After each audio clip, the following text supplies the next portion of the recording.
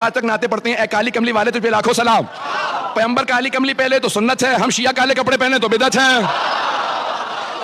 توجہ وقت نہیں ناروں کا، میں بہت ہی سے چل رہا ہوں. تو اب یہاں پہ سارے کے سارے افراد بولیں گے، مجھے پورا یقین جملہ پیش کر رہا ہوں کہ پورے بدن کو ڈھانپ کے کالے رنگ کی چادر اوڑھ کے پیغمبر سو جاتے تھے، پورا بدن ڈھانپ کے سوتے تھے، پورا بدن ڈھانپ کے سوتے تھے. پھر بھی ہم دیکھ کے بتاتے تھے یہ محمد سو رہے ہیں. بی بی نے کہا کیسے پتا چلتا تھا؟ میں سرا کیسے پتا چلتا تھا؟ کہ بی بی جب سارے سو رہے ہوتے تھے تو وہ سب کے سب تاریکی میں ہوتے تھے، لیکن جب محمد مصطفیٰ سوتے تھے تو ان کے بدن سے نور چھن چھن کے نکلتا تھا، پیشانی سے خاص نور نکلتا رہتا تھا، خاص نور نکلتا تھا پیشانی سے. توجہ ہے میرے ساتھ مجمع کی؟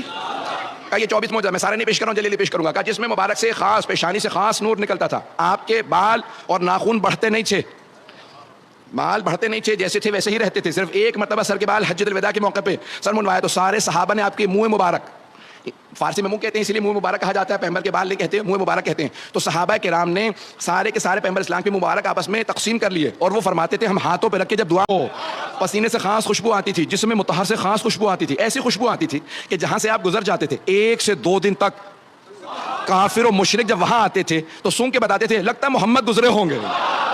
تو دوسرا پوچھتا کیسے معلوم؟ کہ وہ جو خوشبو ان کے بدن سے آتی ہے نا، وہ اس جگہ سے آ رہی ہے. کہ جسد مطہر سے خوشبو آتی تھی. ایک اور کہ جب راستے پہ چلتے تھے تو بعض اوقات کچے پہ چلتے تھے، گارے پہ، ریت پہ، مٹی پہ چلتے تھے، قدموں کے نشان نہیں بنتے تھے، اور بعض اوقات چٹانوں پہ پاؤں رکھتے جاتے تھے، نشان بنتے جاتے تھے. اب آدمی پیغمبر کے سامنے آتا تو سر سے لے کے گردن تک چھوٹا نظر آتا تھا. پیغمبر بہت زیادہ لمبے نہیں تھے لیکن وہ آدمی پھر بھی چھوٹا نظر آتا تھا. صحابہ کہتے تھے یا رسول اللہ یہ کیا ماجرا ہے؟ کہ میرے خالق کو منظور نہیں کوئی مجھ سے اونچا نظر آیا.